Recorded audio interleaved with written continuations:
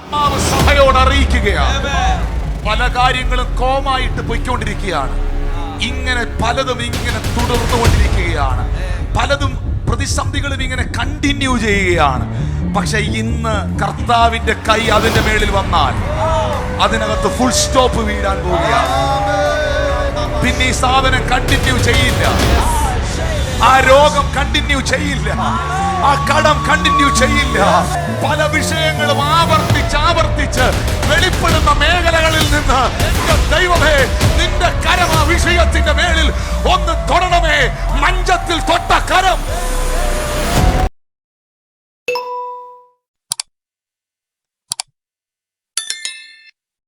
യേശു കർത്താവ് നയീൻ എന്ന പട്ടണത്തിൽ എത്തി. എന്താണ് നയീൻ എന്ന വാക്കിന്റെ അർത്ഥം? നയീൻ എന്ന് പറഞ്ഞാൽ അതിന്റെ അർത്ഥം ബ്യൂട്ടി എന്നാണ്. മനോഹരം, ബ്യൂട്ടി, സിറ്റി ഓഫ് ബ്യൂട്ടി, മനോഹര പട്ടണം. അടുത്തിരിക്കുന്ന ആളോട് പറഞ്ഞേ മനോഹര പട്ടണം. മനോഹര പട്ടണം. Hallelujah, amen,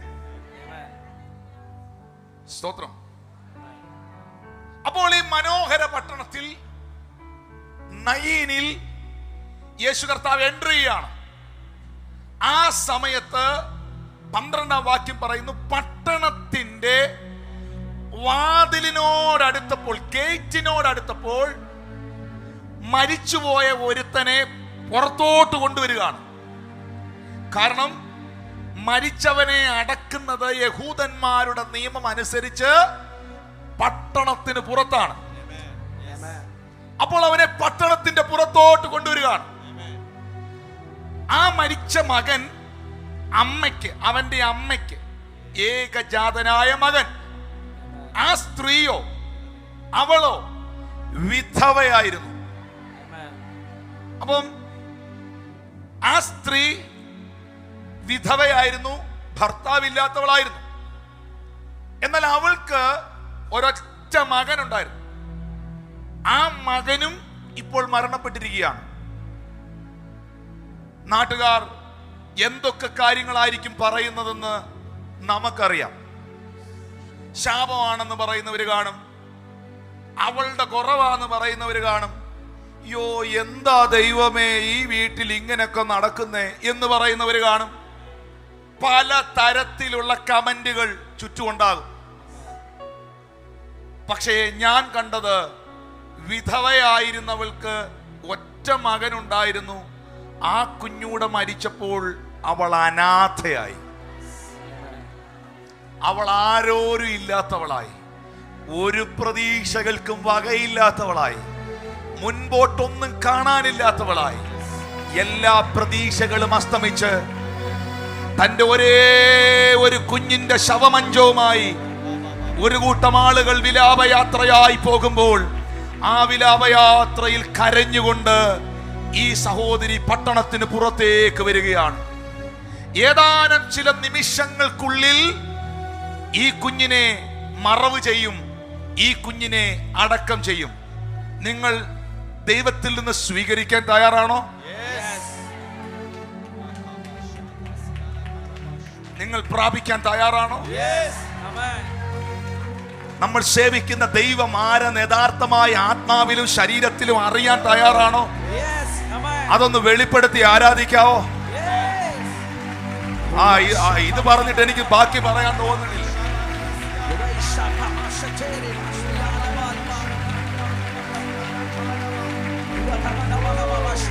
Listen to me. ഞാൻ ഈ വചനഭാഗം ദൈവസന്നിധിയിൽ പ്രാർത്ഥിച്ച് പ്രിപ്പയർ ചെയ്യുമ്പോൾ, അല്ലെങ്കിൽ അതിങ്ങനെ മെഡിറ്റേറ്റ് ചെയ്തുകൊണ്ടിരിക്കുമ്പോൾ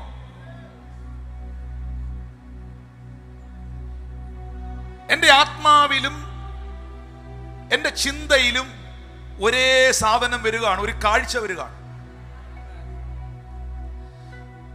മിനിറ്റുകൾക്കകം ഈ ബോഡി, ഈ ഭൗതിക ശരീരം, ഈ വിലാപയാത്ര ഈ ഗേറ്റിന്റെ പുറത്തിറങ്ങും.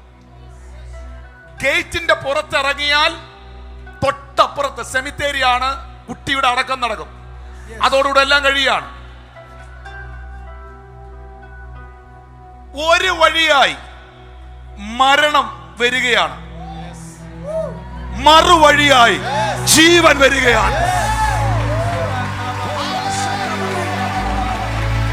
മറുവഴിയായി ജീവൻ വരികയാണ്. Hey, hey, something is going to happen. Rakabayalaba shamdala vaidamatana. Ratamana mana thurabagasharagas.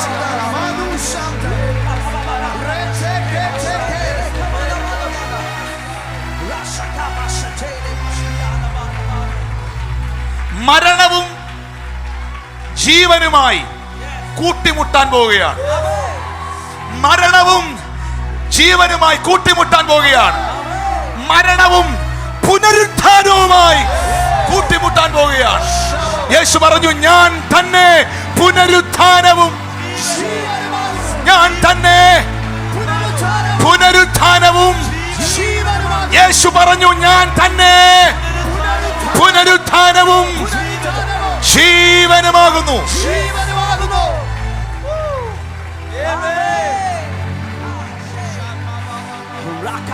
ഇന്ന് നിന്റെ വിഷയത്തോടുള്ള ബന്ധത്തിൽ ചില കൂട്ടിമുട്ടലുകൾ ഉണ്ടാകാൻ പോവുകയാണ്. ഞാനിവിടെ മനസ്സിലാക്കിയ ഒരു സത്യം,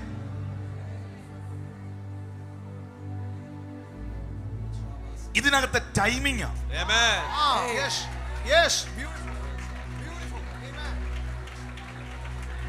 യേശു കർത്താവ്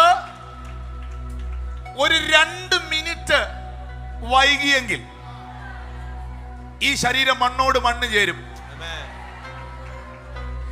അവര് ഒരു 10 മിനിറ്റ് നേരത്തെ ആയിരുന്നെങ്കിൽ യേശുവിനെ മിസ് ചെയ്യും.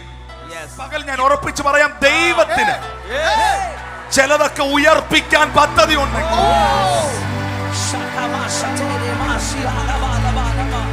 എന്റെ സമയം എനിക്ക് തെറ്റിയെന്ന് തോന്നിയാലും ദൈവത്തിന്റെ സമയം തെറ്റിയിട്ടില്ല.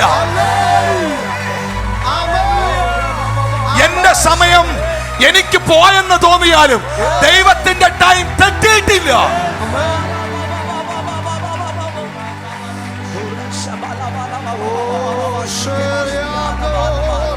ഇരുട്ടും വെളിച്ചവുമായി കൂട്ടിമുട്ടിയാൽ ഇരുട്ട് തോക്കും, വെളിച്ചം ജയിക്കും. അല്ലേ? നീ ഒന്ന് കൂട്ടിമുട്ടി നോക്ക്. നിങ്ങളിൽ എത്ര പേർക്ക്, എന്റെ സഹോദരങ്ങൾക്ക്, ഇതൊരു പ്രവചന ശബ്ദമാണ്. ഈ മെസ്സേജ് ഒരു ദൈവിക ആലോചനയാണ്. നിങ്ങളിൽ എത്ര പ്രിയപ്പെട്ടവർക്ക് ഇത് മനസ്സിലാകുന്നു? ഇരുട്ടും വെളിച്ചവുമായി കൂട്ടിമുട്ടാൻ പോകുകയാണ്.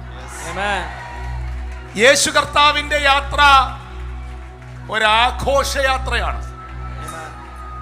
കാരണം ഭയങ്കര മിറക്കിളുകൾ നടന്ന് ഇരുന്നേ, ശതാധിപന്മാർ വരെ അത്ഭുതപ്പെട്ടു പോയ, കബർന്നോഹം എല്ലാം ഇളകി മറിഞ്ഞ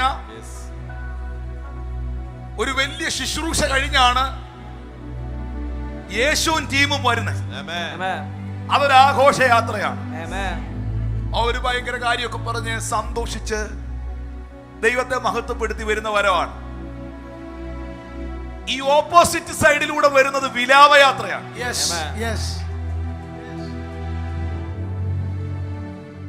എന്നാൽ ഒരു കാര്യം ഞാൻ പറയാം, ജീവനും മരണവുമായി കൂട്ടിമുട്ടിയാൽ, ജീവനായ ക്രിസ്തുവുമായി മരണം കൂട്ടിമുട്ടിയാൽ, മരണം അവിടെ അവസാനിക്കുകയാണ്. സൗഖ്യദായകനും രോഗവുമായി കൂട്ടിമുട്ടിയാൽ രോഗം അവിടെ അവസാനിക്കുകയാണ്. പരാജയവും വിജയവുമായി കൂട്ടിമുട്ടിയാൽ പരാജയം വിജയമാകുകയാണ്. ശാപവും അനുഗ്രഹവുമായി കൂട്ടിമുട്ടിയാൽ നിന്റെ ശാപം അനുഗ്രഹമാകുകയാണ്.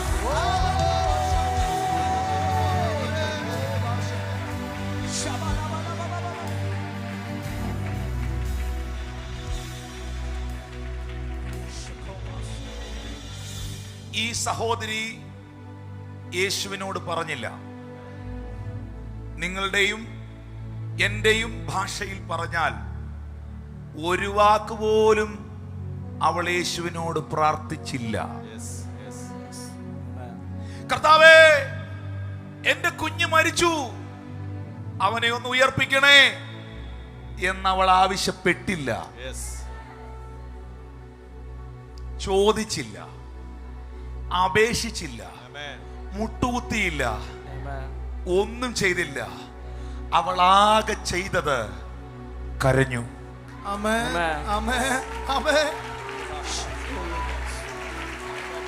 അവളാകെ ചെയ്തത് അവളുടെ കണ്ണ് നിറഞ്ഞൊഴുകി. അവളുടെ ഹൃദയത്തിന്റെ വേദന കണ്ണുനീരായി ധാരധാരയായി ഒഴുകി. ചില സമയങ്ങളിൽ, ചില സന്ദർഭങ്ങളിൽ പറയാൻ ദൈവത്തോട് വാക്കുകളില്ലാതെ വരുമ്പോൾ, ഒന്നും ചോദിക്കാനില്ലാതെ വരുമ്പോൾ, എന്റെ അവസ്ഥ ഇങ്ങനായി പോയി എന്ന് ഞാൻ തന്നെ ചിന്തിച്ച് ഒറ്റക്കിരുന്ന് കരയുമ്പോൾ, നിന്റെ കണ്ണീന്നൊഴുകുന്ന കണ്ണുനീരിനെ വായിച്ചെടുക്കുന്ന, നിന്റെ ഹൃദയത്തിന്റെ നെടുവീർപ്പുകളെ തിരിച്ചറിയുന്ന, നീ ചോദിക്കാതെ തന്നെ നിന്റെ ആവശ്യത്തെ മനസ്സിലാക്കുന്ന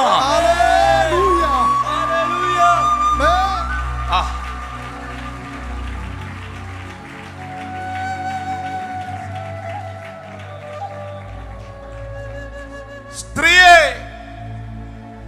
കരയേണ്ട. കർത്താവ് അവളെ കണ്ട് പറഞ്ഞു. എന്തെങ്കിലും വായിക്കുന്നു. കർത്താവ് അവളെ കണ്ട് മനസ്സലിഞ്ഞു. ദൈവമക്കളെ, നമ്മളുടെ 21 ദിവസത്തെ പ്രാർത്ഥനയെക്കായാലും നമ്മൾ പ്രഖ്യാപിക്കുന്ന പല പ്രഖ്യാപനങ്ങളെക്കാളും അതൊക്കെ ആവശ്യമാണ്. നമ്മൾ ചെയ്യുന്ന പല പ്രവൃത്തികളെക്കായാലും ഏറ്റവും പ്രധാനപ്പെട്ട ഒന്നാണ് ദൈവത്തിന് നമ്മളോട് തോന്നേണ്ട മനസ്സലിവ്.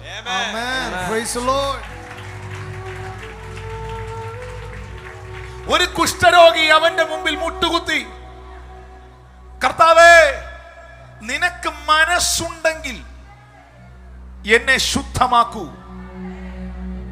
അടുത്ത വാക്ക് എന്റെ ദൈവം ആരാണ് എന്ന് വെളിപ്പെടുത്തുന്നതാണ്. മനസ്സുണ്ട്, ശുദ്ധമാകാം. മനസ്സുണ്ട്, ശുദ്ധമാകാം.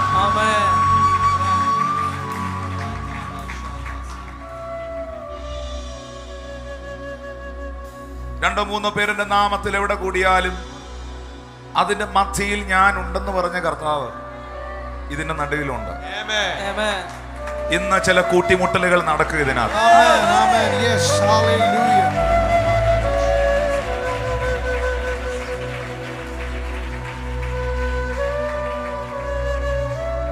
ഇനി ഞാനൊരു കാര്യം മനസ്സിലാക്കിയത്, ആ സ്ത്രീയോട് യേശു പറഞ്ഞു, കരയണ്ട.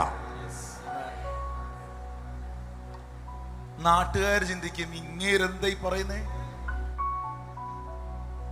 വിധവയായിരുന്നവള്, ഒറ്റ മോനെ ഉള്ളായിരുന്നു, മരിച്ചുപോയി, കരയേണ്ടെന്നു. കരച്ചില് വരില്ലേ? കരയേണ്ടെന്നു. അച്ഛാ, നീ അല്ലല്ലോ കരയേണ്ടെന്ന് പറഞ്ഞത്. അവൻ കരയേണ്ടെന്ന് പറഞ്ഞെങ്കിൽ അവന്റെ കയ്യിൽ അതിന്റെ പരിഹാരമുണ്ട്.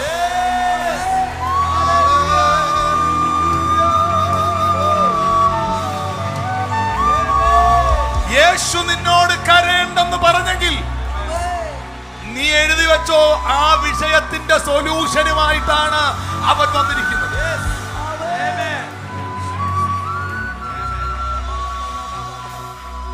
കടഭാരം നിമിത്തം, സാമ്പത്തിക പ്രയാസം നിമിത്തം ഭാരപ്പെട്ടിരിക്കുമ്പോൾ പരിശുദ്ധാത്മാവ് നിങ്ങളുടെ ഹൃദയത്തിൽ ഇങ്ങനെ തോന്നിപ്പിക്കുകയാണ്, വിഷമിക്കണ്ട. നിങ്ങളുടെ കുഞ്ഞിന്റെ വിഷയം ഓർത്ത്, നിങ്ങളുടെ മകന്റെ വിഷയം ഓർത്ത് വല്ലാതെ മനസ്സ് കലങ്ങുമ്പോൾ ആരോ ഉള്ളിൽ പറയുന്ന പോലെ തോന്നുകയാണ്, ഭാരപ്പെടണ്ട. അങ്ങനെ എന്തെങ്കിലും അനുഭവം നിങ്ങൾക്ക് ഉണ്ടായിട്ടുണ്ടെങ്കിൽ അത് പറഞ്ഞത് അത് പരിഹരിക്കുന്നവനാണ്.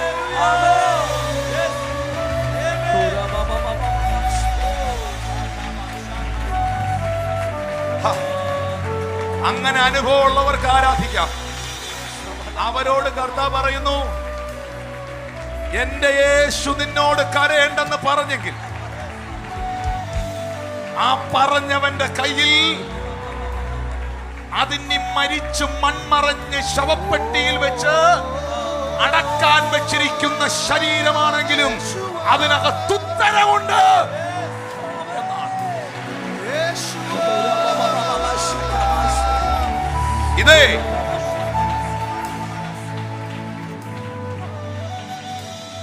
ഇത് ക്യാൻസർ പേഷ്യന്റ് അല്ല, ഇത് കേസ് നടുവേദനയല്ല, ഇത് കൈവക്കാൻ വയ്യ ബ്രദർ, തോളലിന്റെ പ്രശ്നമല്ല. മരിച്ചു മൂക്കി പഞ്ഞി വെച്ച് കൈയും കാലും കൂട്ടിക്കെട്ടി റൂമാല് കൊണ്ട് പൊതിഞ്ഞ് പെട്ടിക്കകത്ത് വെച്ച് മഞ്ചത്തിനകത്ത് കയറ്റി അടക്കാൻ കൊണ്ടുപോകുന്ന ബോഡിയാണിത്.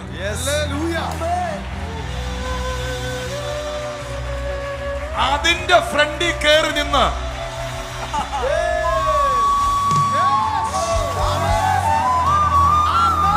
ഇത് പറയണമെങ്കിൽ എന്റെ ദൈവമാരാ.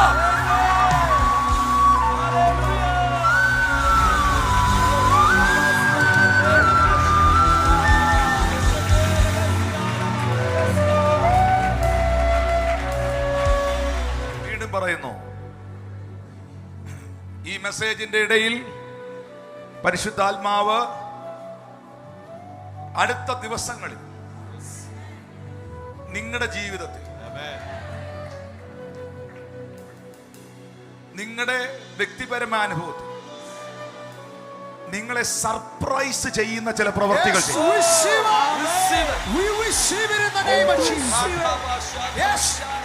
കാരണം ആ കുഞ്ഞ് ഉയർക്കുമെന്ന് ഈ അമ്മ പ്രതീക്ഷിച്ചോ? ഞാൻ പ്രതീക്ഷിക്കാത്തൊരു ഗിഫ്റ്റ് എനിക്ക് കിട്ടുന്നതാണ് സർപ്രൈസ് ഗിഫ്റ്റ്. ഞാൻ പ്രതീക്ഷിക്കാത്തൊരു സാധനം എന്റെ കയ്യിലോട്ട് കൊണ്ട് തരുന്നതാണ് എന്നെ സർപ്രൈസ് ചെയ്യുന്നത്. The Lord Almighty is going to surprise you in this day. In the name of Jesus.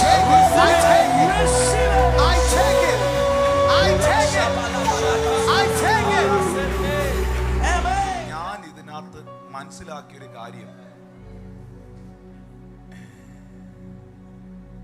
ലാസർ ദീനമായി കിടന്നപ്പോ മാർത്തയും മറിയയും ആളയച്ച് യേശുവിനോട് വിവരം പറഞ്ഞായിരുന്നു. പിന്നെ അതിലും അപ്പുറമായി യേശുവിന് ആ വീടുമായിട്ട് ഒരു ബന്ധം ഉണ്ടായിരുന്നു. ഈ സ്ത്രീയുമായോ ഈ കുടുംബമായോ സത്യം പറഞ്ഞാൽ ഒരു പക്ഷേ ഞാൻ വായിക്കുമ്പോൾ എനിക്ക് മനസ്സിലാക്കാൻ പറ്റുന്നൊരു കാര്യം, ആ സ്ത്രീയും ഈ ചുമക്കുന്ന ആളുകളുമൊക്കെ ഒരു പക്ഷെ ആദ്യമായിട്ടായിരിക്കാം യേശുവിനെ കാണുന്നത്. അപ്പൊ ശരിക്കും പറഞ്ഞാൽ ഈ സഹോദരി അപേക്ഷിച്ചില്ല, പ്രാർത്ഥിച്ചില്ല, ചോദിച്ചില്ല, ഉയർപ്പിക്കണമെന്ന് പറഞ്ഞില്ല, ഒന്നും ചെയ്തില്ല. ഇത് ഞാനിങ്ങനെ ധ്യാനിക്കുമ്പോൾ എൻ്റെ അടുത്ത് പരിശുദ്ധാത്മാവ് ഈ വചനഭാഗത്തിലൂടെ ചോദിക്കണം, മോനെ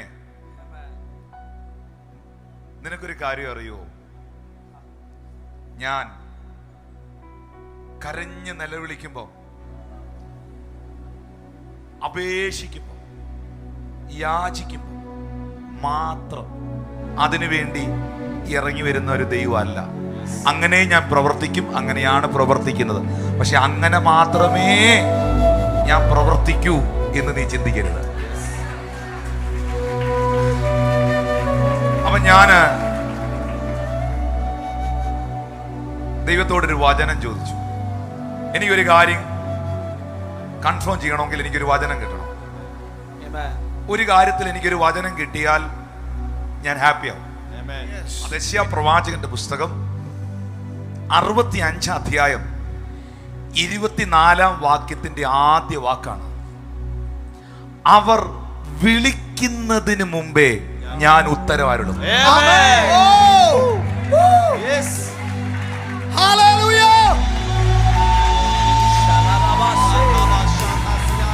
അവർ വിളിക്കുന്നതിന് മുൻപേ ഞാൻ ഉത്തരവാരുള്ളൂ. നീ അങ്ങോട്ട് നിന്റെ വിഷയം പറയുന്നതിന് മുമ്പേ ഇങ്ങോട്ട് മറുപടി വരും. അവർ വിളിക്കുന്നതിന് മുമ്പേ.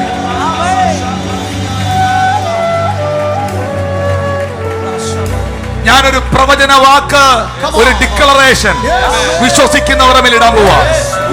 നീ ഇന്നുവരെ പ്രാർത്ഥിച്ചിട്ടില്ലാത്ത വിഷയത്തിൽ പോലും, നീ ദൈവത്തോട് ഇതുവരെ ചോദിച്ചിട്ടില്ലാത്ത വിഷയത്തിൽ പോലും എന്റെ ദൈവം പ്രവർത്തിക്കുന്ന കാഴ്ച ഈ ദിവസങ്ങളിൽ നിങ്ങളുടെ ഭവനത്തിൽ, നിങ്ങളുടെ ജീവിതത്തിൽ പരിശുദ്ധാത്മാവ് വെളിപ്പെടും.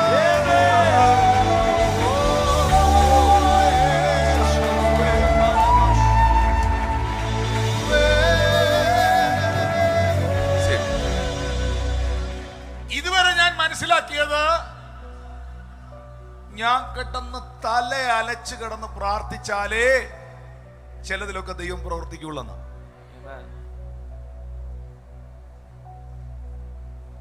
നല്ലതാ. ഈ ദിവസങ്ങളിൽ ഞാനും 3 ദിവസം ഉപവാസം ഇരുന്നപ്പോഴാ ഈ വചനത്തിന്റെ വെളിപ്പാട് കർത്താവ് എനിക്ക് തരുന്നത്. നല്ലതാ. ഉപവസിക്കണം, പ്രാർത്ഥിക്കണം. യേശു അവളെ കണ്ട് മനസ്സലിഞ്ഞ് കരയണ്ട. ഇൻവെർട്ടർ കോമേ കിടക്കുന്നുണ്ടോ സാധനം? കരയണ്ട. ആ വാക്കിന്റെ കന.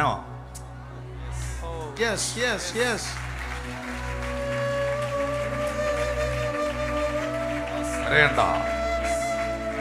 ഇപ്പൊ നാട്ടുകാര് കരയണ്ടേ? കരയാനേ ഇയാള് സമ്മതിക്കില്ലേ? അച്ഛാ, നീ അല്ല ഞാൻ കരയേണ്ടെന്ന് പറഞ്ഞെങ്കിൽ നീ കാണാൻ പോവാണ് അടുത്തത്.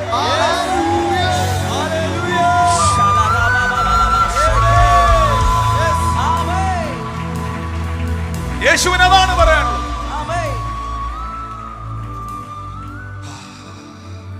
I can see one vision in my spirit.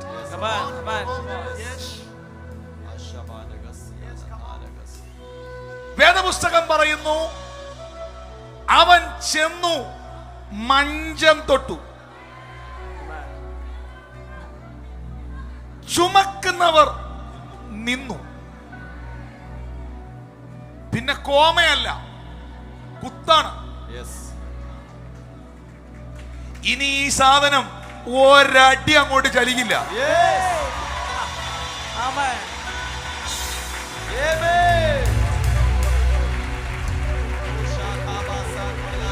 കാരണം തൊട്ടവന്റെ കൈ സാധാ കൈ അല്ല. ഈ നിങ്ങളുടെ ജീവിതത്തിലെ പല പ്രതിസന്ധികളും ഇങ്ങനെ കോമായിട്ട് പോകല്ലേ? ആ കടഭാരം ഇങ്ങനെ കോമായിട്ട് പോവുകയാണ്. നേരത്തെ 2.5 ലക്ഷമായിരുന്ന കടം ഇപ്പൊ അത് കുറഞ്ഞ് 1.5 ലക്ഷമായി. പിന്നെ അത് കോമായിട്ട് ഇപ്പൊ 50,000 ആയി. പിന്നെ അത് വീണ്ടും 70,000 ആയി. നേരത്തെ കൈവേദനയായിരുന്നു, കോമായിട്ടു. ഇപ്പുറത്ത് മുട്ടുവേദനയും കൂടെ ആയി. കോമായിട്ട് ഇങ്ങനെ കാര്യങ്ങൾ പോവല്ലേ? ഇന്ന് ചിലതിന് ഫുൾ സ്റ്റോപ്പ് ഇടും.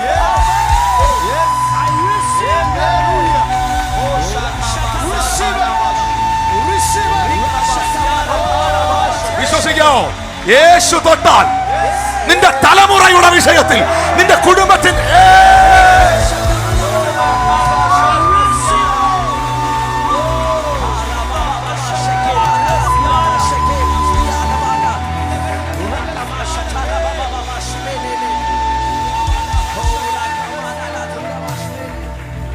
ദൈവാത്മാവ് പ്രവചിക്കുകയാണ്.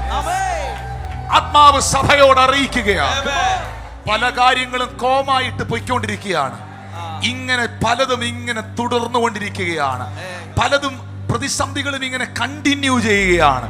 പക്ഷെ ഇന്ന് കർത്താവിന്റെ കൈ അതിന്റെ മേളിൽ വന്നാൽ അതിനകത്ത് ഫുൾ സ്റ്റോപ്പ് വീഴാൻ പോവുകയാണ്. പിന്നെ ഈ സാധനം കണ്ടിന്യൂ ചെയ്യില്ല. ആ രോഗം കണ്ടിന്യൂ ചെയ്യില്ല. ആ കടം കണ്ടിന്യൂ ചെയ്യില്ല. ഞാനിത് പറയുമ്പോൾ എനിക്ക് എന്റെ ഉള്ളം ദൈവത്തിന് നന്ദി കൊണ്ട് നിറയുകയാണ്. അങ്ങനെ സംഭവിക്കട്ടെ, അങ്ങനെ സംഭവിക്കട്ടെ, അങ്ങനെ സംഭവിക്കട്ടെ.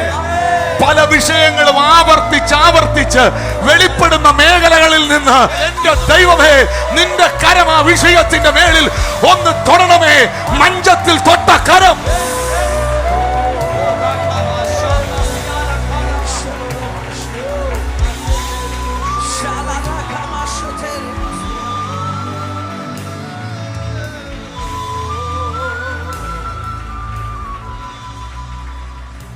ഈ സഹോദരിയെ സംബന്ധിച്ച് അവൾ വിധവയാണ്, അവൾ അനാഥയാണ്, ആരോരും ഇല്ലാത്തവളാണ്.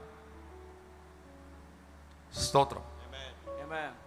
ഇനി ഈ മഞ്ചം ചുമക്കുന്നവരുടെ പ്രത്യേകത, ഇവരൊരു ബോഡി എടുത്താൽ ഇവർക്കൊരു ടാർജറ്റ് ഉണ്ട്. ഇവർക്കറിയാം കുഴി എവിടാന്ന്, ഇവർക്കറിയാം ഇത് എവിടാ കൊണ്ട് വെക്കേണ്ടിയെന്ന്. ഇവർ ഈ സാധനം എടുത്തു കഴിഞ്ഞാൽ പിന്നെ ഇത് കുഴിയിലേ കൊണ്ട് വെക്കുള്ളൂ. ഈ യാത്ര തുടങ്ങിക്കഴിഞ്ഞാൽ ഇതിന്റെ ഇടയ്ക്ക് പിന്നെ വേറെ പരിപാടിയില്ല. ഇവര് ഈ മഞ്ചം ചുമക്കുന്നവർ വർഷങ്ങളായി പണിയുന്നവരാ. ഇവരുടെ ചരിത്രത്തിൽ ആദ്യമായിട്ടാണ് ഒരു ബോഡി കുഴിയിലെത്താതിരിക്കുന്നത്.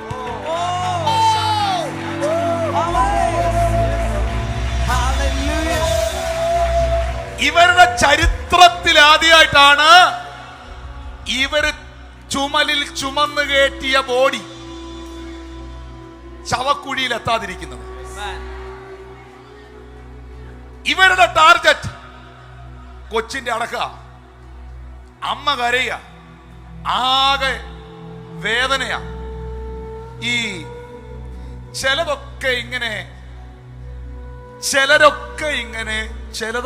ഇങ്ങനെ പ്രതീക്ഷിക്കുന്നത് നിന്റെ അവസാനവും നിന്റെ പരാജയമൊക്കെയാണ്. പക്ഷേ ഇതിന്റെ ഇടയിലെങ്ങാനും കേറി എന്റെ ദൈവം തൊട്ടാൽ എല്ലാവന്റെയും കയ്യിൽ നിന്ന് പോകും. ഇത് മനസ്സിലായവർക്കൊന്ന് കൈയടിക്കാം. ഇതിന്റെ ഇടയിലെങ്ങാനും കേറി എന്റെ ദൈവം ഒന്ന് തൊട്ടാൽ, ഇത്രയും വർഷമായി മഞ്ചം ചുമക്കുന്നവർ കൊണ്ടുപോയ ബോഡി കുഴി വെക്കാതിരുന്നിട്ടില്ല. പക്ഷേ പാതി വഴിയിൽ ജീവനും മരണവുമായി കൂട്ടിമുട്ടി. എന്റെ ചോദ്യം, സ്ഥലം MP വന്നാലോ, സ്ഥലം MLA വന്നാലോ, ഇനി ഇസ്രായേലിന്റെ പ്രസിഡന്റ് വന്നാലോ, മഹാപുരോഹിതൻ വന്നാലോ, പ്രധാനമന്ത്രി വന്നാലോ ശവോടക്ക് കിടക്കാതിരിക്കുവോ? ഇനി ഏതവൻ വന്നാലും ശവോടക്ക് കിടക്കും. പക്ഷേ ദൈവപുത്രൻ വന്നാൽ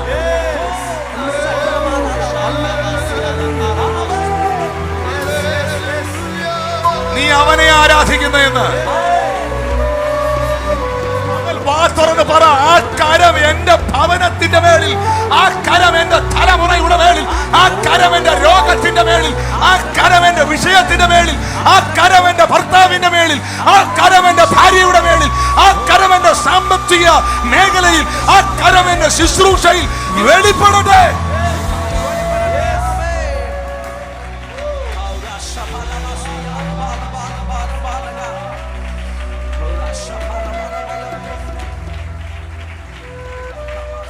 മഞ്ചം തൊട്ടു.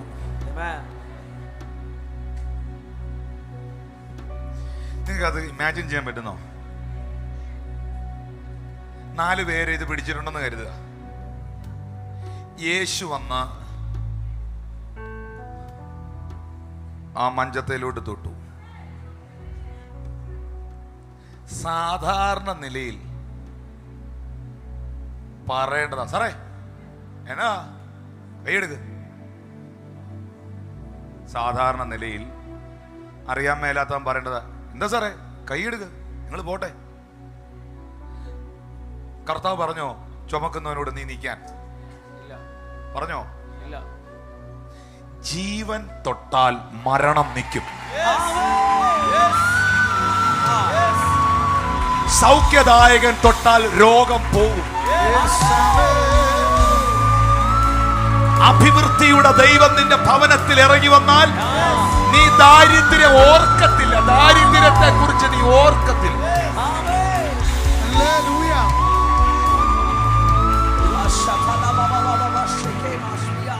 ഇട്ടിട്ട് പോകത്തക്ക രീതിയിൽ ഒരു സംഭവം അടുത്തുണ്ടായി.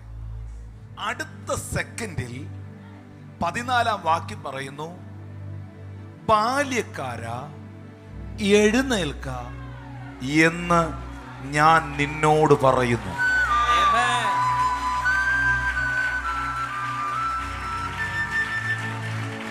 യങ് മാൻ,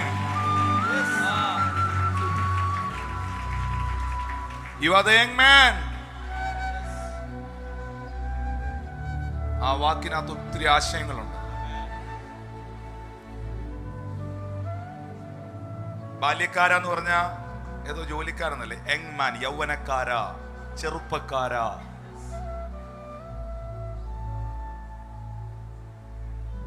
നീ എഴുന്നേൽക്ക എന്ന് ഞാൻ, ആ വേർഡ് കണ്ടോ, ഞാൻ നിന്നോട് പറയും. ഇപ്പൊ മഞ്ചത്തിൽ കിടക്കുന്നത്, പെട്ടി കിടക്കുന്നത് കേൾക്കത്തക്ക രീതിയിലുള്ള ഒരാളാണോ, കേൾക്കാൻ പറ്റാത്ത ആളാണോ? ശവത്തോട് എന്തേലും പറഞ്ഞ ശവം കേൾക്കൂ? പക്ഷെ ജീവൻ പറഞ്ഞാൽ ശവം കേൾക്കും.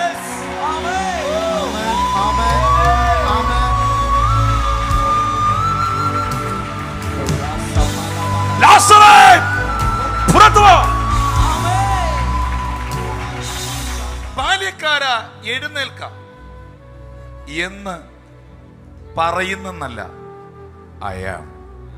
ഞാൻ നിന്നോട്. ഈ പറയുന്ന ആൾ ആരാന്ന് ഉള്ളതിന്റെ അടിസ്ഥാനത്തിലാണ് അടുത്ത റെസ്പോൺസ്.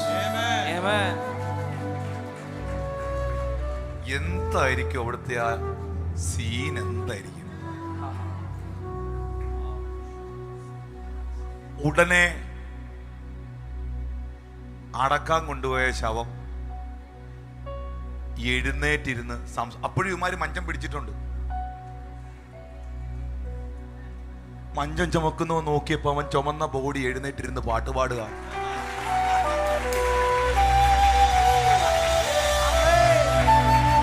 നിങ്ങൾക്ക് ഇതൊക്കെ ആത്മാവിലൊന്ന് കാണാം. വല്ലോം പറ്റുന്നോ?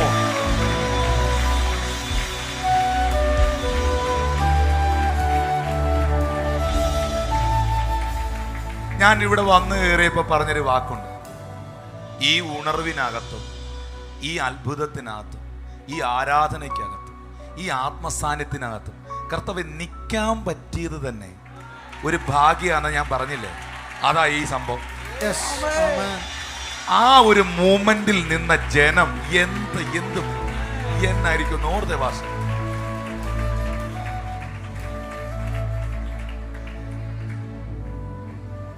മരിച്ചവൻ എഴുന്നേറ്റിരുന്ന് സംസാരിക്കാൻ തുടങ്ങി. അതിനകത്ത് ഞാൻ മനസ്സിലാക്കിയ ഒരു കാര്യം, ഇവനെ ഉയർപ്പിച്ച് അങ്ങ് വിടുകയല്ല, അവൻ സംസാരിക്കുകയാണ്. ഒരു മനുഷ്യൻ സംസാരിക്കണമെങ്കിൽ ജീവിച്ചിരിക്കുന്നവന്റെ പ്രത്യേകതയാണ് സംസാരിക്കുന്നത്. പിടികിട്ടുന്നുണ്ടോ? അവൻ ശരിക്കും ഒരു ഡ്രീം അല്ല, മാജിക് അല്ല, ഇമാജിനേഷൻ അല്ല, ഇറ്റ്സ് എ റിയൽ. നിന്റെ മുമ്പിൽ നടന്നത് ഒരു സത്യമാണ് എന്ന് വ്യക്തമാക്കാനാണ് അവൻ എഴുന്നേറ്റപ്പോൾ തന്നെ അവൻ വർത്താനം പറയുന്നത്. അവന്റെ ശബ്ദത്തിൽ അവൻ സംസാരിക്കുന്നത് ചുറ്റുമുള്ളവർ കേൾക്കുകയാണ്. അവന്റെ അമ്മയ്ക്ക് മഞ്ചത്തിൽ നിന്ന് ഇറക്കി കൊച്ചിനെ കയ്യിലോട്ട് കൊടുക്കുകയാണ്. വന്ന വഴികളിൽ, ജീവിതയാത്രകളിൽ നഷ്ടപ്പെട്ടതെല്ലാം നസ്രയനുമായിട്ടുള്ള കൂട്ടിമുട്ടലിൽ തിരിച്ചേൽപ്പിക്കപ്പെടും. ഒന്നും കൂടെ, വന്ന വഴികളിൽ, ജീവിതയാത്രകളിൽ നഷ്ടപ്പെട്ടതെല്ലാം ദൈവപുത്രനായ ക്രിസ്തുവുമായുള്ള നിന്റെ കൂട്ടിമുട്ടലുകളിൽ നിന്റെ കയ്യിലേക്ക് തിരിച്ചേൽപ്പിക്കപ്പെടും. അത് സൗഖ്യമാകാം, സമാധാനമാകാം, ആത്മരക്ഷയാകാം, വിടുതലാകാം, ശുശ്രൂഷയാകാം. എന്തൊക്കെ നിന്റെ ലൈഫിൽ നിനക്ക് നഷ്ടപ്പെട്ടോ, ഈ നവംബർ ഡിസംബർ മാസങ്ങളിൽ, ഈ അടുത്ത ദിവസങ്ങളിൽ നിന്റെ ജീവിതത്തിലേക്ക് തിരിച്ചു വരുന്ന കാഴ്ച, മടങ്ങി വരുന്ന കാഴ്ച നിങ്ങൾ കാണാൻ പോകുകയാണ്.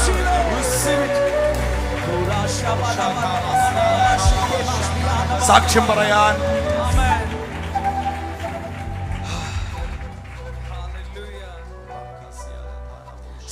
പറയാൻ ഒത്തിരിയുണ്ട്.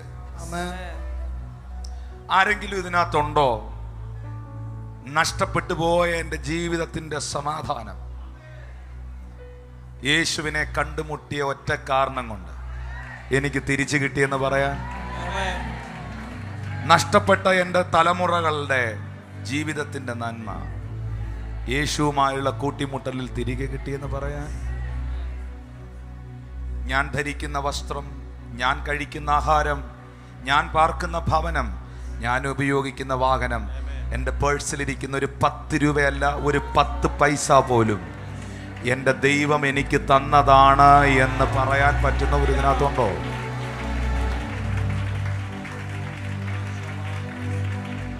ഇപ്പോൾ ഈ അമ്മ തിരിച്ചു പോകുന്നത് മോനെയും കൊണ്ടാണ്. ഇപ്പോൾ ഈ അമ്മ തിരിച്ചു പോകുന്നത് കരഞ്ഞോണ്ടല്ല. ഇപ്പോൾ ഈ അമ്മ മടങ്ങുന്നത്, അവളുടെ സന്തോഷമൊന്നും നമുക്ക് പ്രെഡിക്റ്റ് ചെയ്യാൻ പോലും പറ്റത്തില്ല. നയീൻ എന്ന പട്ടണം തന്നെ ഇളകി മറിഞ്ഞത് നമുക്ക് ചിന്തിക്കാൻ പോലും പറ്റത്തില്ല. മനോഹര പട്ടണത്തിൽ നടന്ന സംഭവം, ആ കുടുംബത്തിൽ നടന്ന സംഭവം അത്ര മനോഹരമല്ലായിരുന്നു. പിടികിട്ടിയോ? നയീൻ എന്ന വാക്കിന്റെ അർത്ഥം എന്നാ? മനോഹര പട്ടണം, സിറ്റി ഓഫ് ബ്യൂട്ടി. പക്ഷെ അവിടെ നടന്ന സംഭവം അത്ര മനോഹരമല്ല. പക്ഷെ യേശു വന്നപ്പോൾ അത് ബ്യൂട്ടിയായി മാറി.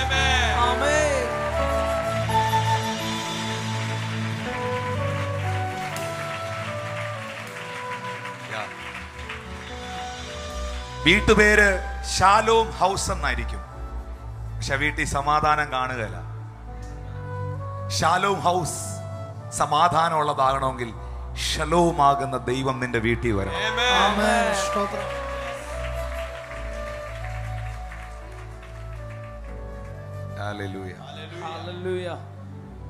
പേര് ക്രിസ്ത്യാനി എന്നായിരിക്കും, പക്ഷെ പെരുമാറ്റം അങ്ങനെ ആകണമെന്നില്ല. ക്രിസ്തുവിന്റെ പെരുമാറ്റം ക്രിസ്ത്യാനിക്ക് ഉണ്ടാകണമെങ്കിൽ ക്രിസ്തു ക്രിസ്ത്യാനിയിൽ വരണം. മനോഹര പട്ടണം ശരിക്കും മനോഹരമായത് യേശുവിന്റെ എൻട്രിയാണ്. എനിക്ക് എങ്ങനെ പറയണമെന്ന് അറിയത്തില്ല പാസ്റ്റർ. മനോഹര പട്ടണം ശരിക്കും മനോഹരമായത് യേശുവിന്റെ എൻട്രിയാണ്.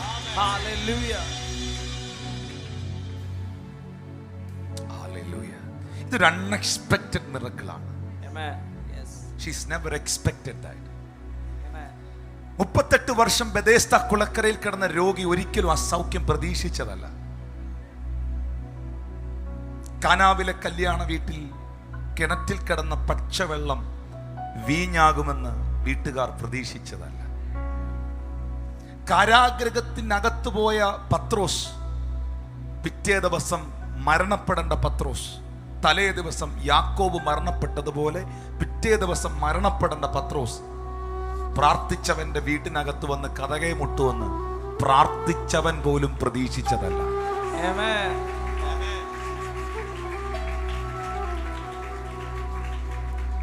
ഞാൻ വീണ്ടും ആവർത്തിക്കുന്നു, ദൈവത്തിലുള്ള ആശ്രയവും അവനിലുള്ള വിശ്വാസവും നഷ്ടപ്പെടാതെ ഇപ്പോഴും നീ അവനെ കാത്തിരിക്കുന്നെങ്കിൽ നീ പ്രതീക്ഷിക്കാത്തത് ചിലത് നിങ്ങളുടെ വീട്ടിനകത്ത്, സഭയ്ക്കകത്ത്, ശുശ്രൂഷയ്ക്കകത്ത്, ജീവിതത്തിന്റെ മേളിൽ കർത്താവ് നിങ്ങൾക്ക് വേണ്ടി നൽകി തരും.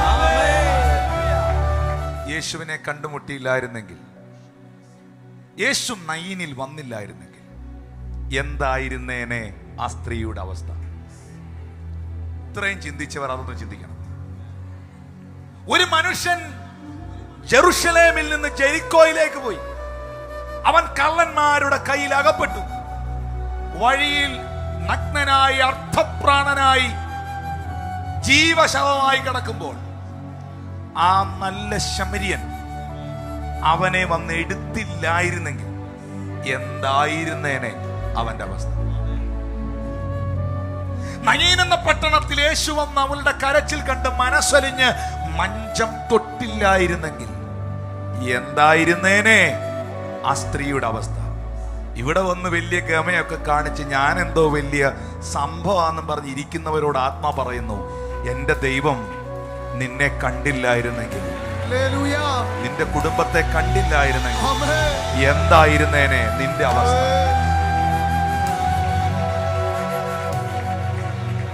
ആ മഞ്ചത്തിൽ തൊട്ട കരം,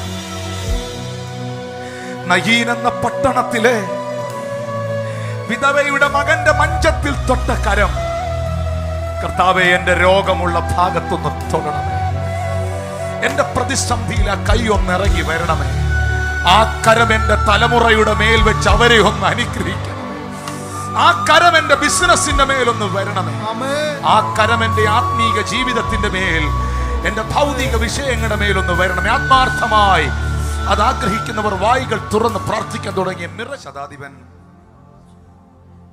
ഇസ്രായേലിൽ പോലും ഇല്ലാത്ത വിശ്വാസത്തിന് ഉടമയായി തീർന്നതിന് ദൈവത്തിന് പറയാൻ ദൈവത്തിൻ്റെതായ കാരണങ്ങളുണ്ട്. അവൻ തന്റെ ദാസനെ സ്നേഹിച്ചു. അവൻ തന്റെ അധികാരത്തെ എല്ലാം മറന്ന് യേശുവിന്റെ അധികാരത്തെ തിരിച്ചറിഞ്ഞു. യേശുവേ, നീ എൻ്റെ വീട്ടിൽ വരാൻ ഞാൻ യോഗ്യനല്ല എന്ന അവന്റെ ഹൃദയത്തെ അവൻ ദൈവസന്നിധിയിൽ വെളിപ്പെടുത്തി. നമ്മളെ അറിയുന്നൊരു കർത്താവുണ്ട്, നമ്മളെ അറിയുന്നൊരു ദൈവം.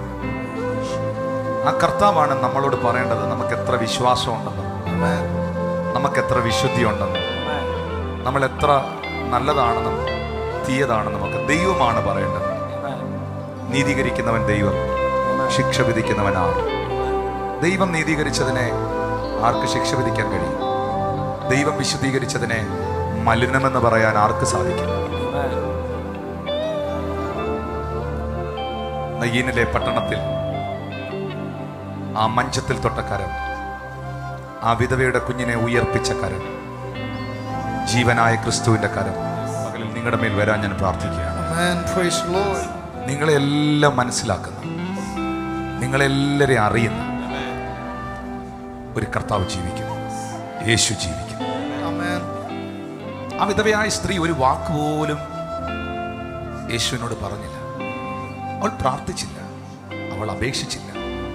പ്രവാചകനായ യെശയ്യാ പറയുന്നു, നിങ്ങൾ അപേക്ഷിക്കുന്നതിന് മുൻപേ ഞാൻ നിങ്ങൾക്ക് ഉത്തരമരുന്നു, നിങ്ങൾ ചോദിക്കുന്നതിന് മുൻപേ ഞാൻ നിങ്ങൾക്ക് മറുപടി നൽകാം. ആ കർത്താവ് എന്നും ജീവിക്കുന്നു.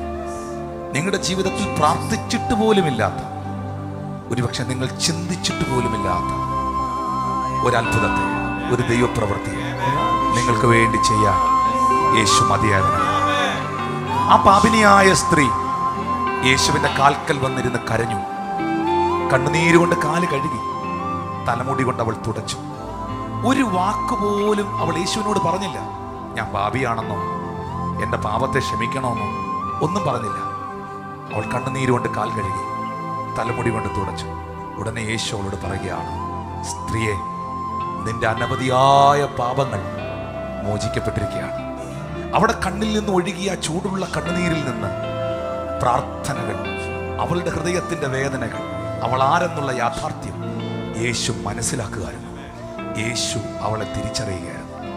ഇന്ന് നിന്നെ അറിയുന്ന, മനസ്സിലാക്കുന്ന ഒരു കർത്താവുണ്ട്.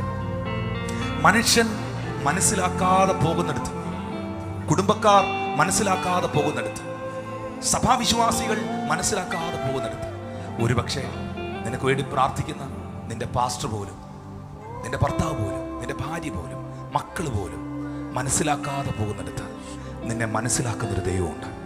നിന്റെ കരച്ചിലിനെ കാണുന്നൊരു ദൈവമുണ്ട്. ആ കർത്താവിൻ്റെ കരം ഇന്ന് പകൽ നിങ്ങളുടെ മേൽ വരാൻ ഞാൻ പ്രാർത്ഥിക്കുകയാണ്. മതി, മതി, അത് മാത്രം മതി, അത് മാത്രം മതി. ആ കൈ എൻ്റെ മേളിലൊന്ന് വന്നാ മതി. ആ കരം എൻ്റെ കുഞ്ഞുങ്ങളുടെ മേളിലൊന്ന് വന്നാൽ മതി. ആ കരം എൻ്റെ സാമ്പത്തിക മേഖലയിൽ ഒന്ന് വന്നാൽ മതി. ആണിപ്പഴുതുള്ള കരം എന്നെ ഒന്ന് തൊട്ടാൽ മാത്രം മതി. പെരുവെള്ളം കവിഞ്ഞു വരുമ്പോൾ അത് നിന്റെ മീതെ കവിയുകയില്ല. തീയിലൂടെ നടന്നാൽ നിന്റെ കാല് വെന്തു പോകില്ല. അഗ്നിജ്വാലകൾക്ക് നിന്നെ ദഹിപ്പിക്കാൻ കഴിയുകയില്ല. എന്താ അതിന്റെ കാരണം? ഞാൻ നിന്നെ എൻ്റെ ഉള്ളം കൈകൾ വഹിച്ചു. മതി, എനിക്ക് ആ ദൈവപുത്രന്റെ കരം മതി. എനിക്ക് എൻ്റെ യേശുവിന്റെ കരം മതി. യഹോവയുടെ വലങ്കരം ഉയർന്നിരിക്കുന്നു. യഹോവയുടെ വലങ്കരം വീര്യം പ്രവർത്തിക്കുന്നു. അവൻ ബദ്ധന്മാരെ കുഴിയിൽ നിന്ന് വിടുവിക്കുന്നു. ആ കരം തൊട്ട് ആശ്വസിപ്പിക്കുന്നു. കുഷ്ഠരോഗി യേശുവിനോട് ചോദിച്ചു, നിനക്ക് മനസ്സുണ്ടോ? എന്നെ ഒന്ന് സൗഖ്യമാക്കാൻ നിനക്ക് മനസ്സുണ്ടോ? കാരണം ആർക്കും എന്നോട് മനസ്സില്ല. എന്നെ ആരും തൊടാറുപോലും ഇല്ല. കണ്ടോ, എൻ്റെ ശരീരം എല്ലാം കുഷ്ഠരോഗത്താൽ വല്ലാതെ വ്രണം നിറഞ്ഞിരിക്കുന്നെന്നാണ് അവൻ പറയുന്നത്. എന്നെ ആരും തൊടാൻ വരില്ല. നിനക്ക് മനസ്സുണ്ടോ എന്നെ ഒന്ന് സൗഖ്യമാക്കാൻ? ഞാൻ കരുതിയത് നീ സൗഖ്യമാക എന്ന് അവനോട് പറയും എന്നായിരുന്നു. പക്ഷെ ബൈബിളിൽ അങ്ങനല്ല എഴുതിയിരിക്കുന്നത്. അവൻ മനസ്സലിഞ്ഞു, കൈ നീട്ടി അവനെ തൊട്ടു. മനസ്സുണ്ട്, സൗഖ്യമാകാം എന്ന് പറഞ്ഞു. നിങ്ങൾക്കൊരു സത്യം അറിയാമോ? ഇതുപോലൊരു കരസ്പർശനം അവൻ അനുഭവിച്ചിട്ട് വർഷങ്ങളായി. ആരും അവനെ തൊടാറില്ല. ആരും തൊടാത്തവനെ തൊടാൻ ഒരു കരമുണ്ട്. ആരും സഹായിക്കാത്തവനെ സഹായിക്കാൻ ഒരു ദൈവമുണ്ട്. എല്ലാവരും മറന്നവനെ ഓർക്കാൻ ഒരു ദൈവമുണ്ട്. ആ കരത്തിൽ വിശ്വസിക്കുക. ഒരു പാസ്റ്റർമാരിലുമല്ല നിങ്ങൾ ആശ്രയിക്കേണ്ടത്, ഒരു വ്യക്തികളിലുമല്ല നിങ്ങൾ ആശ്രയിക്കേണ്ടത്, ഒരു സംഘടനയിലുമല്ല നിങ്ങൾ നിലകൊള്ളേണ്ടത്. Believe in God. അവനിൽ വിശ്വസിക്കുക. എന്റെ ദൈവത്തിൽ ആശ്രയിക്കുക. മനുഷ്യരിൽ ആശ്രയിക്കുന്നതിനേക്കാൾ നല്ലത് യഹോവയിൽ ആശ്രയിക്കുന്നത്. പ്രഭുക്കന്മാരിൽ ആശ്രയിക്കുന്നതിനേക്കാൾ നല്ലത് യഹോവയിൽ ആശ്രയിക്കുക. മരണവും ജീവനും തമ്മിൽ കൂട്ടിമുട്ടി നയീനിൽ. നിങ്ങൾ അറിഞ്ഞോ? മരണവും ജീവനും തമ്മിൽ കൂട്ടിമുട്ടി നയീനിൽ മരണം തോറ്റു. വെളിച്ചവും ഇരുട്ടും തമ്മിൽ കൂട്ടിമുട്ടിയാൽ ഇരുട്ടേ നീ തോറ്റുപോകും. യേശു പറഞ്ഞു, ഞാൻ ലോകത്തിന്റെ വെളിച്ചമാകും. ആ കരം മാത്രം മതി എനിക്ക്. ആ കരം മാത്രം മതി എനിക്ക്. Thank you Lord Jesus. സാധു എന്നെ കൈവിടാതെ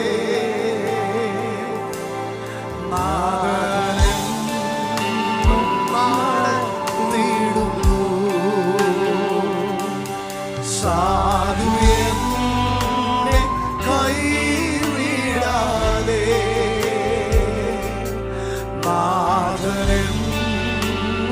നടത്തിയിടുന്നു.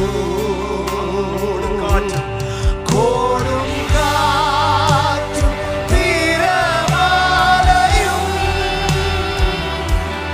വടകിൽ ഒന്നാഞ്ഞടിക്കും.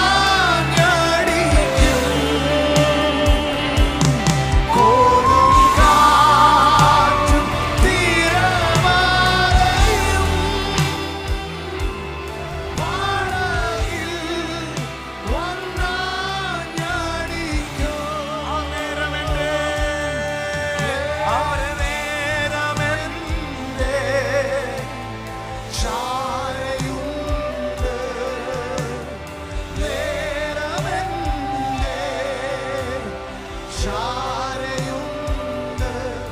യേശു എന്നും വല്ലഭൻ.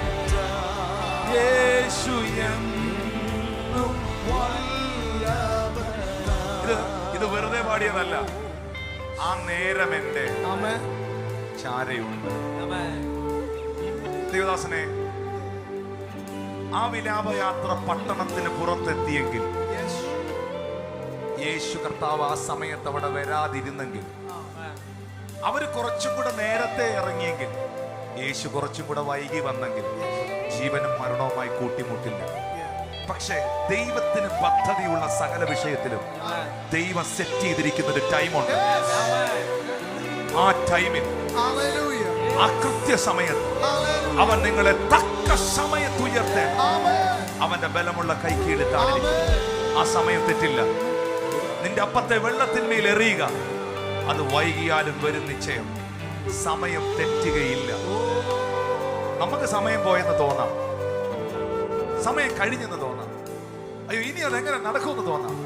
പക്ഷെ ദൈവം കൃത്യമായ ടൈമിലാണ്. ദൈവത്തിന്റെ കരം ഇപ്പോൾ നിങ്ങളെ സ്പർശിക്കട്ടെ.